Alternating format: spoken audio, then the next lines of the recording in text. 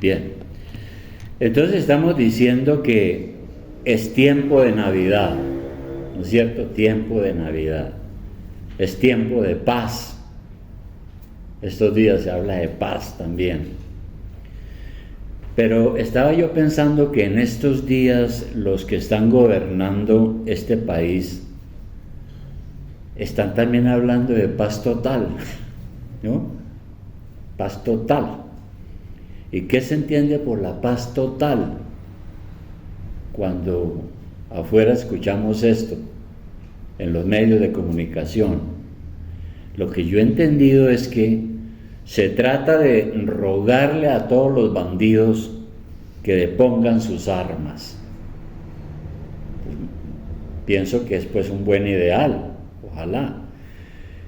Hasta el punto de que los sacan de las cárceles confiando en que se vuelvan buenas personas.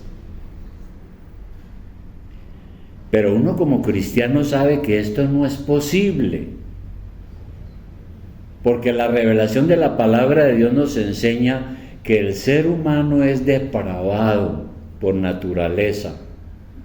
Eso lo hemos aprendido aquí, ¿no es cierto?, en la palabra. El Señor dice que no hay bueno ni uno solo, que engañoso es el corazón y perverso. Y por lo tanto uno escucha esas cosas y pues hay como una confusión sobre ese detalle. Y el versículo que mencioné hace un momento es precisamente Romanos 3:10. Son versículos que tenemos que tener presentes, inclusive cuando tengamos que hablarle a alguien del Evangelio, ¿no? Entonces en Romanos 3:10 dice ahí el apóstol Pablo, dice, como está escrito, no hay justo ni aun uno, no hay quien entienda, no hay quien busque a Dios. Todos se desviaron a una, se hicieron inútiles. No hay quien haga lo bueno, no hay ni siquiera uno. El único fue el Señor Jesucristo. Bueno, pero uno se pregunta como cristiano también, uno dice, bueno, ¿puede haber paz sin tener en cuenta a el Rey de Paz?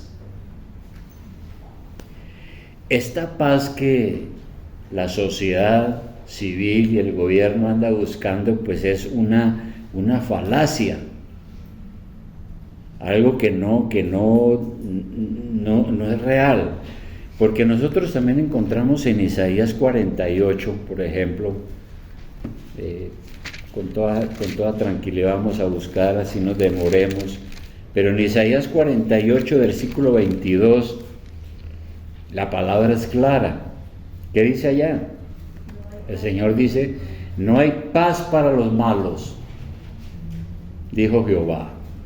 Entonces, no hay paz para los malos, los que no tienen a Cristo. Para tener paz verdadera tenemos que tener una sociedad mejor. Y para tener una sociedad mejor es necesario que sus integrantes sean buenos, porque aquí dice que no hay paz para los malos. Ahora, fíjese usted lo siguiente, por allá entre los años 740 al 685 antes de Cristo, el profeta Isaías dijo lo siguiente en Isaías 9:1, vamos a mirarlo. Profecía de Isaías en el capítulo 9:1. Y allí él dijo lo siguiente, como el siglo VII, más o menos, dice en Isaías esta profecía, mas no habrá siempre oscuridad para la que está ahora en angustia, tal como la aflicción que le vino en el tiempo que livianamente tocaron la primera vez a la tierra de Zabulón y a la tierra de Neftalí, que eran regiones en aquel entonces, y las tribus también de Israel. Pues al fin llenará de gloria el camino del mar de aquel lado del Jordán en Galilea de los gentiles. El pueblo que andaba en tinieblas vio gran luz, Los que moraban en tierra de sombra de muerte, luz resplandeció sobre ellos.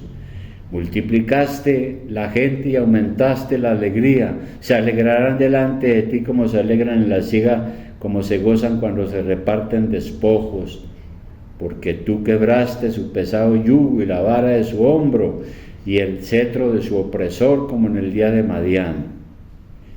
Y el versículo 6 podemos mirarlo ya, dice: porque un niño nos es nacido, hijo nos es dado, y el principado sobre su hombro, y se llamará su nombre admirable, consejero, Dios fuerte, Padre eterno, príncipe de paz.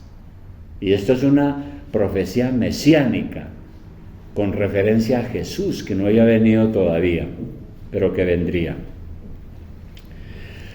Ahora, cuando el profeta dijo estas cosas, la situación era caótica, porque ahí más adelante, en el mismo capítulo 9, pero en el versículo 16, ahí nos revela cómo era la situación del pueblo de Israel en ese momento, ¿no? Dice: porque los gobernadores de este pueblo son engañadores y sus gobernantes se pierden.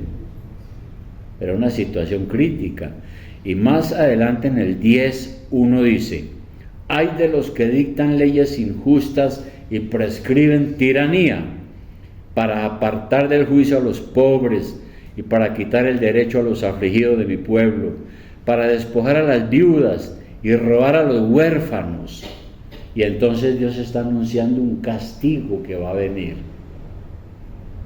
Terrible, pero también anuncia la esperanza de que vendrá el Mesías, el Señor Jesucristo, que es el verdadero príncipe de paz. Entonces uno se hace la pregunta: ¿se puede esperar una paz verdadera con personas que no han sido regeneradas, que no tienen el Espíritu Santo? Acordémonos que Jesús, cuando comenzó su ministerio, cuando empezó a predicar, dijo: arrepentíos, el reino de los cielos se ha acercado. Fue lo primero que dijo. ¿Sabe por qué la gente allá afuera se está matando? Este es uno de los países más violentos, han venido a decir. ¿Sabe por qué la gente se mata? Porque no tienen un corazón arrepentido, no son temerosos de Dios, porque están dominados por su propio corazón depravado que no tiene a Cristo. Es por eso. Yo no sé de qué paz están hablando, de que quieren tener aquí un reino de paz sin Jesucristo. El Salmo 14:1,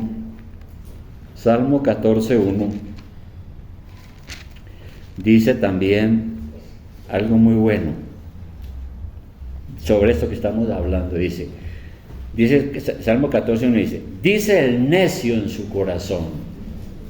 Y el necio pues es el inconverso, ¿no?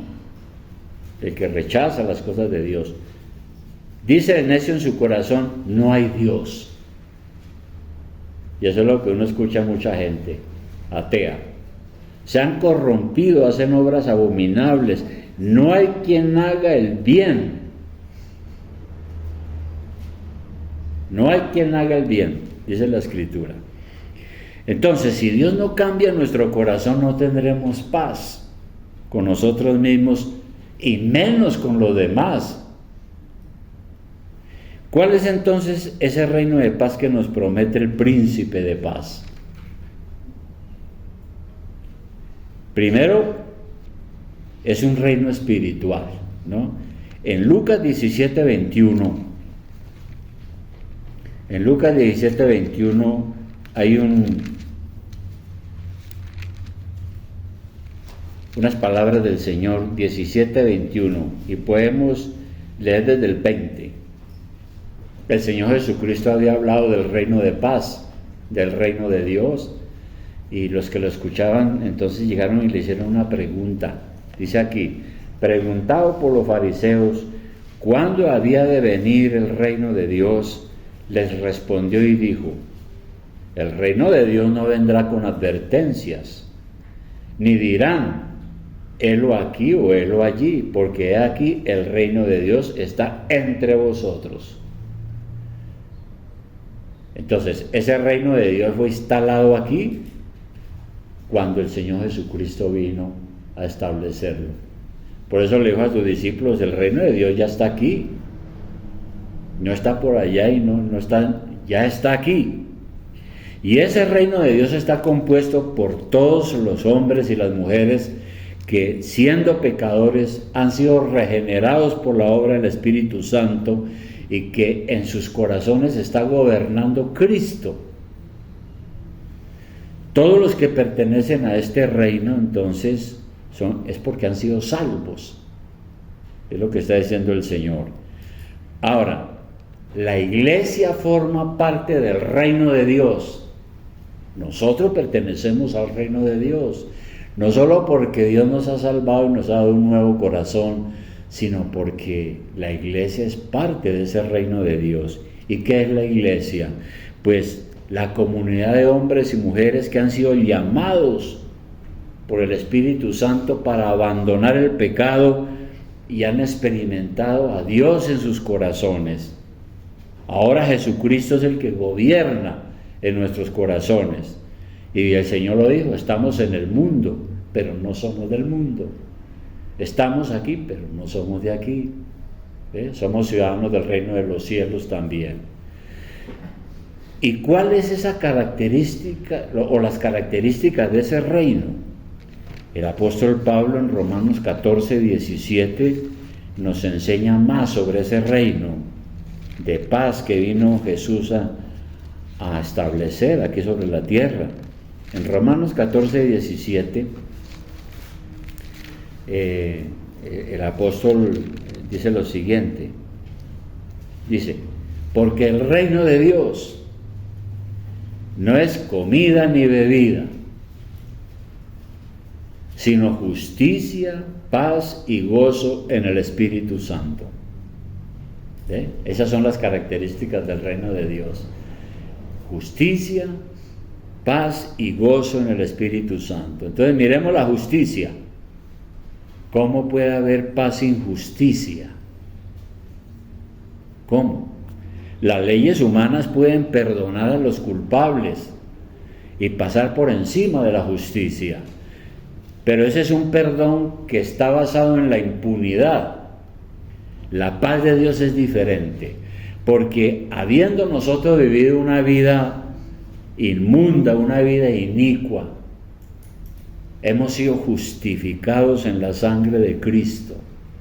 La palabra de Dios dice que todo lo que el Señor hizo en la cruz nos es aplicado a nosotros, o nos es imputado. Pues la palabra es un poco complicada, pero yo diría, todo lo que Cristo hizo ha sido aplicado a nosotros. Y esa es la razón por la cual nosotros hemos sido justificados. Es decir, debido al pecado usted merece la condenación eterna. Dios no ama la impunidad. Hay que arreglar cuentas con el Señor como sea. Pero Jesucristo ha venido a pagar el castigo que usted merecía. Y por eso el mensaje del Evangelio es: Cristo murió en el lugar del pecador. Cristo murió en la cruz en mi lugar, para que yo pueda ser perdonado y justificado delante de Dios y pueda tener paz. Porque sin ese sacrificio de Cristo, que pagó por nuestros delitos y pecados, no puede haber paz. Dios no ama la impunidad. Bueno, entonces hemos sido justificados en Cristo. Dios nos ha dado una vida nueva. Y por tener esa vida nueva y por ser del reino de Dios es que podemos practicar la justicia.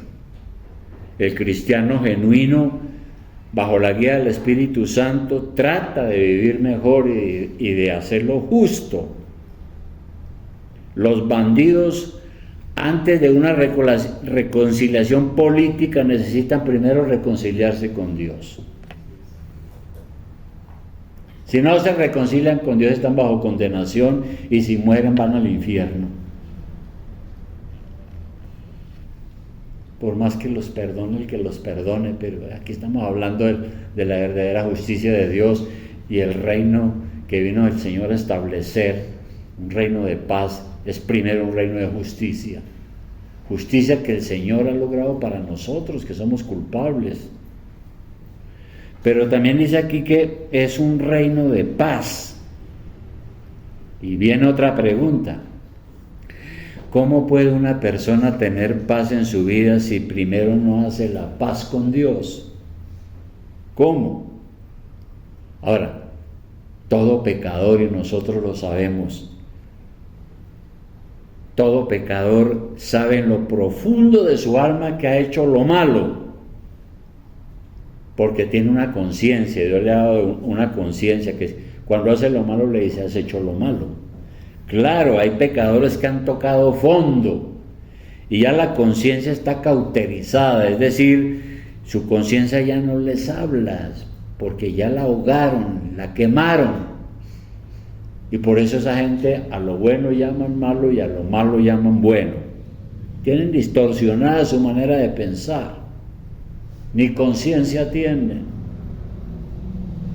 Y cuando uno ve algunos crímenes de que se cometen aquí y les preguntan a estos bandidos: ¿y usted por qué lo hizo? No tienen ni idea ni se arrepienten de nada. Dicen: él lo hice porque quise. Y para mí no es malo. Entonces, no, el reino de Dios no es eso. El reino de Dios es paz, dice acá. Paz que nos trae el Señor. Y esa paz tiene que ver también con obviamente, es una paz práctica, tiene que ver con las relaciones tranquilas con Dios y con nuestro prójimo. Como iglesia nosotros tenemos que dar ejemplo al mundo de esta paz. Nuestra paz la ejemplificamos cuando nosotros tenemos cariño y unidad entre nosotros. Cuando en las iglesias hay problemas y se agarran y el mundo sabe, dice: vea, esos son los cristianos, ¿dónde está la paz? Ese es el problema. Entonces, probablemente en la iglesia pues somos seres humanos, pecadores, a veces tenemos fallas, probablemente no podemos estar de acuerdo con todo, pero cuando entre nosotros como iglesia, como reino de Dios, tenemos diferencias, hay que arreglarlas como cristianos. Si tenemos el Espíritu Santo, ¿por qué? Porque pertenecemos a un reino de paz y de justicia. Entonces la tranquilidad de nuestras relaciones puede tener un profundo testimonio, ¿no?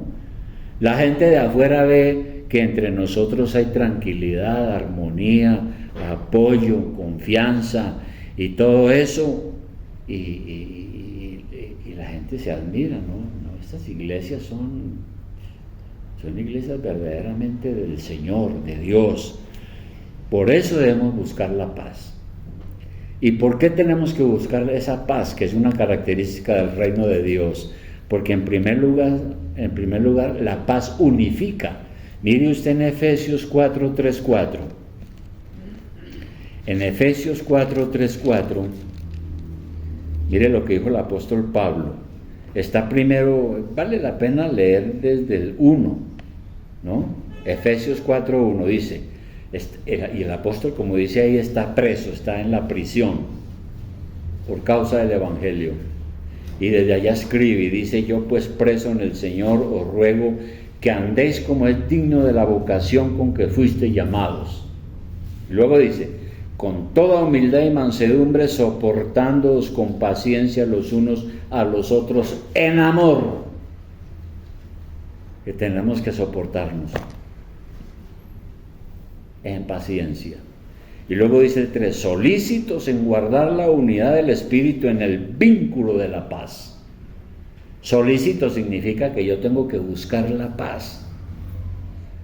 Y el vínculo, un vínculo es algo que nos une. La iglesia tiene que estar unida en el vínculo de la paz, está diciendo aquí.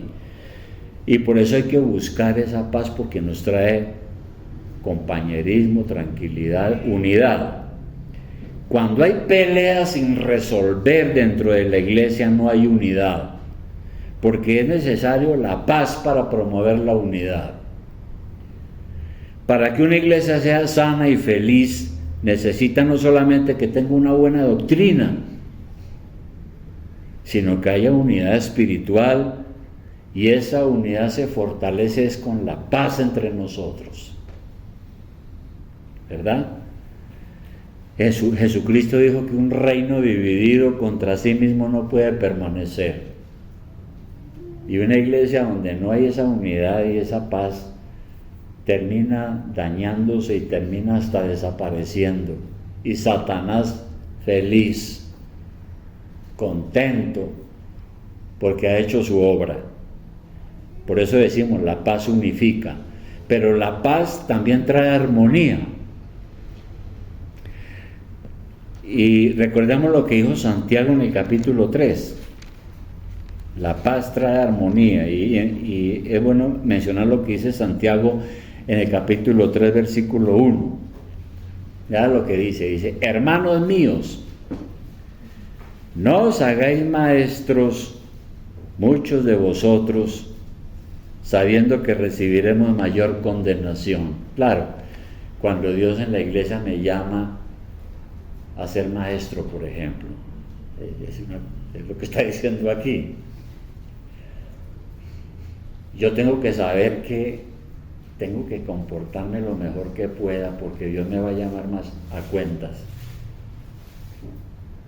Inclusive nosotros los pastores de Dios nos va a llamar a cuentas porque usted conocía muy bien la palabra de Dios y usted la enseñaba.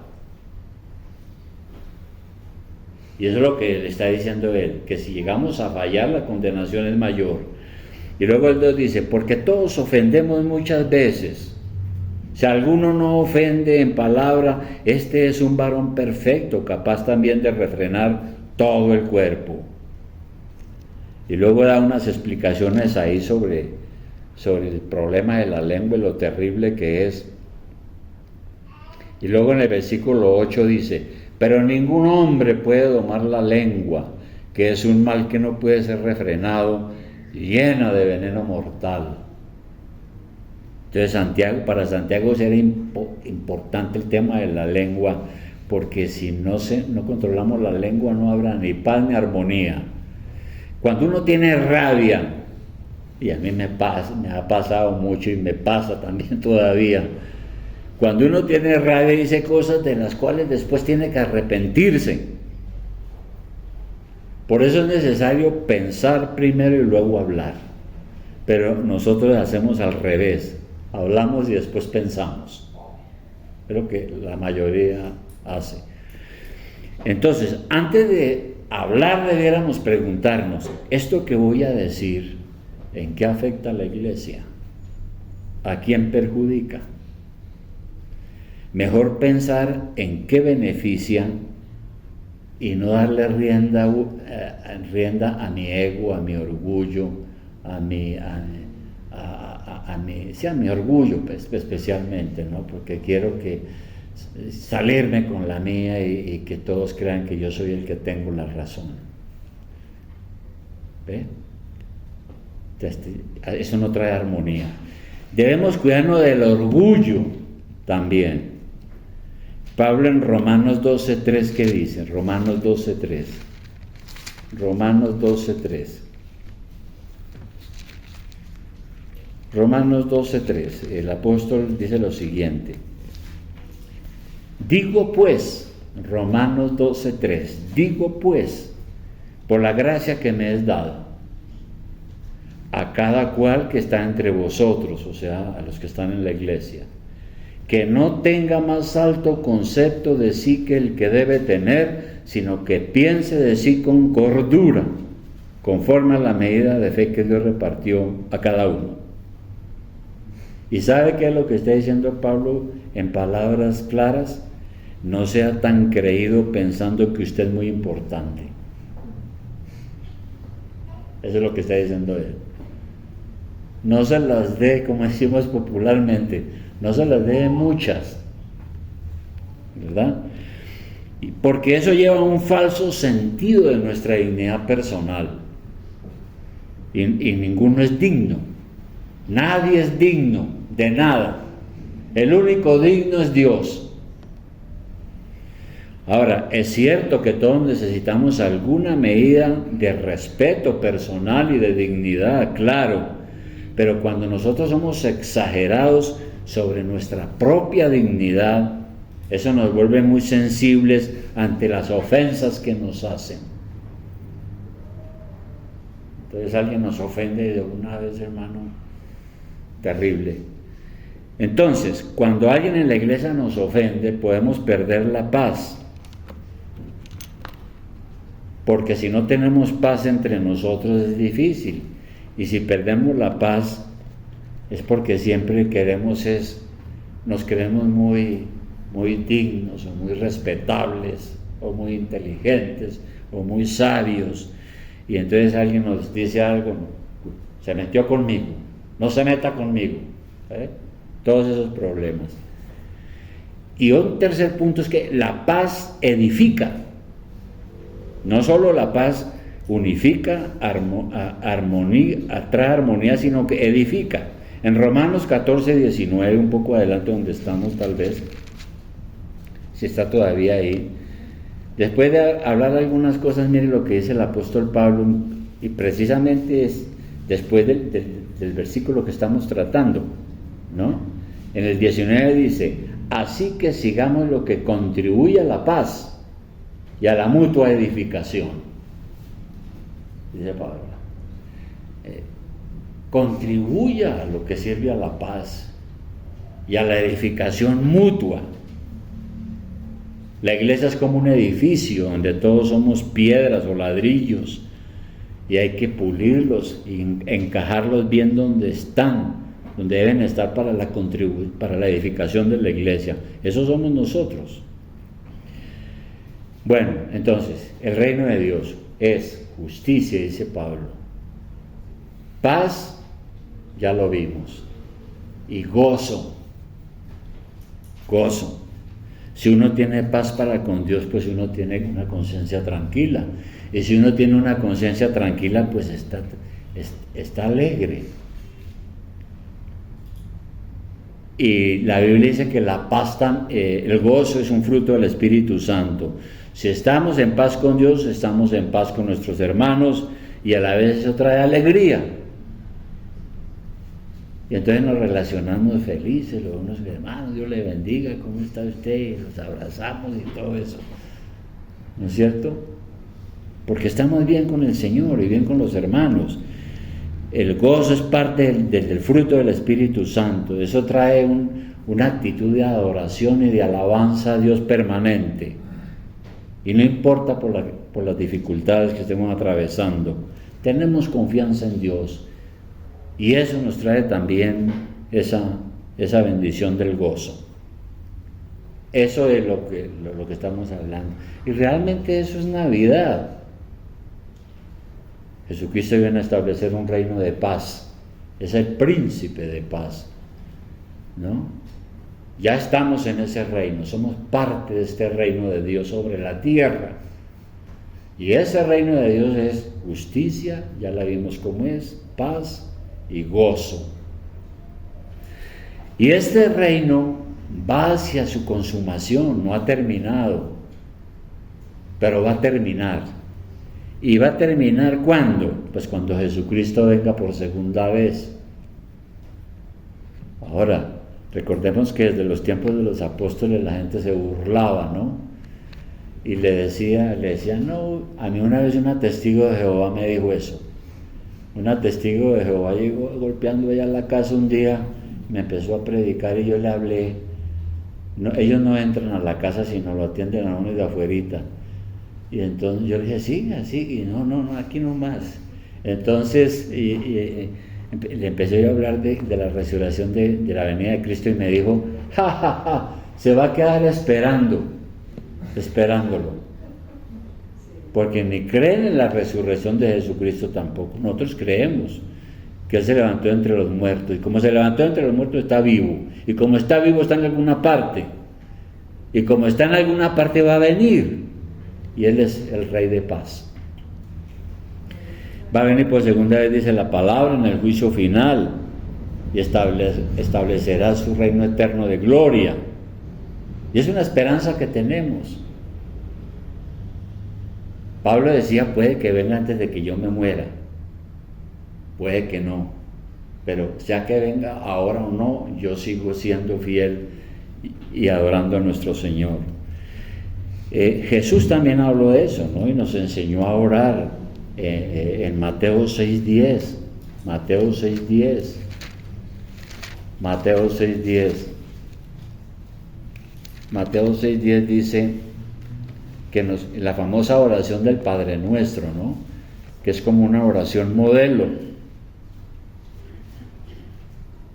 No es que tenemos que rezar el Padre Nuestro todos los santos días, tal y como está ahí. No, era un ejemplo que el Señor estaba poniendo. Claro, es una oración modelo. Pero ahí dice, en el 10 dice que nosotros debemos orar también, venga tu reino. Venga tu reino. ¿Qué estamos diciendo ahí? Que el Señor ojalá venga pronto y que establezca su reino de justicia, de paz, de bendición, como Él lo ha prometido. Y en la última cena, ahí mismo en Mateo, pero en el capítulo 26, versículo 29, también el Señor cuando celebró la cena, y como la celebramos nosotros aquí hoy, y partió el pan y dio la copa, y explicó todo en el versículo 29, dijo lo siguiente, y os digo que desde ahora no beberé más este fruto de la vid, hasta aquel día en que lo beba nuevo con vosotros en el reino de mi Padre. En el reino de mi Padre. Conclusión, hermanos. El reino de Cristo es un reino espiritual. Está presente aquí. Y está por llegar a su consumación final, que es la gloria. Pero ya estamos en el reino.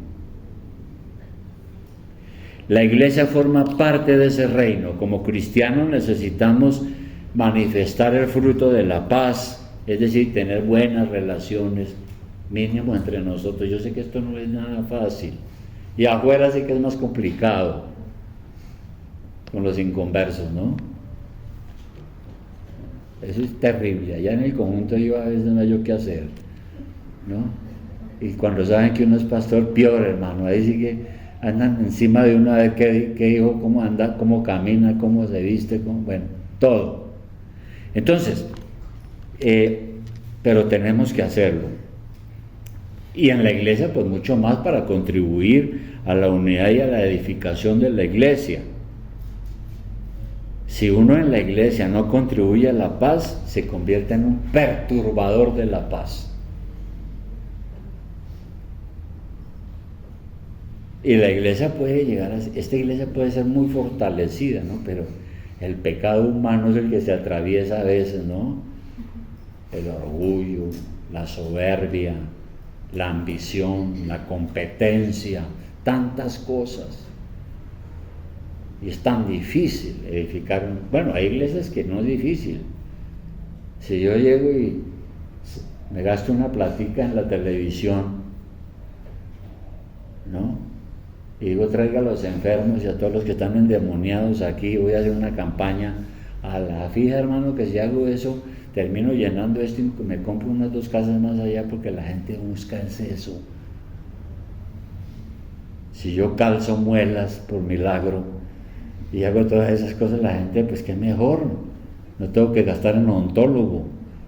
Entonces la gente acude en masa, pero nosotros no hacemos semejante cosa. Y ni Cristo nos mandó a eso. Entonces tenemos que hacer lo que Dios nos manda. Y recordemos las condiciones cuáles son para estar en el reino de Dios: arrepentimiento para con Dios y fe en nuestro Señor Jesucristo, para que Dios nos dé un nuevo corazón, una nueva vida, para que seamos verdaderamente regenerados. Entonces, una pregunta que me golpea a mí siempre, y quiero que la hagamos: ¿Manifiesta usted en su carácter el fruto del gozo y de la paz? Usted es una persona que se conoce por, primero es justo, ¿no? Y tiene la paz de Cristo en su corazón y trata de tener, a veces es difícil, ¿no?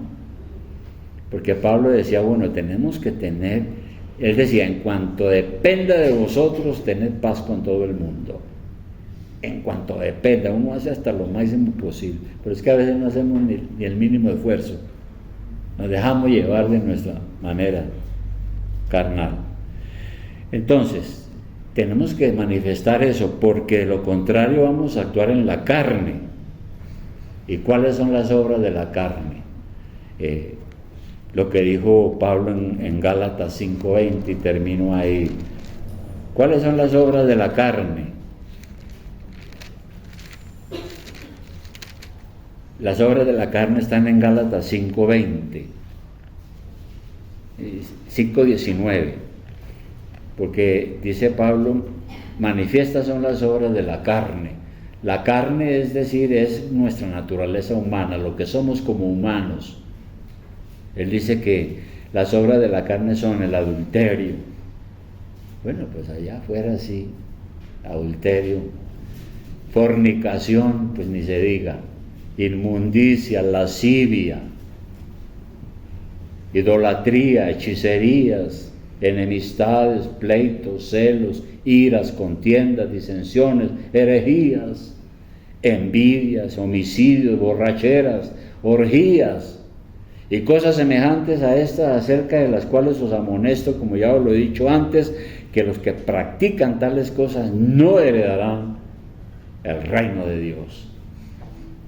No estarán, ni están en el reino de Dios en este momento. Entonces lo que tenemos que hacer nosotros es ser como honestos con nosotros mismos. Si uno se da cuenta que su carne está tomando ventaja, pues es el momento de parar y pedir al Espíritu Santo que nos santifique y que produzca en nosotros esos frutos de la paz, del gozo, de todo esto que menciona acá, ¿no? Menciona en el 22, dice que el fruto del Espíritu Santo es amor, gozo, paz, paciencia, benignidad, bondad, fe, mansedumbre, templanza. Todas esas cosas. Sobre esto predicamos más de 2 meses una vez, ¿no?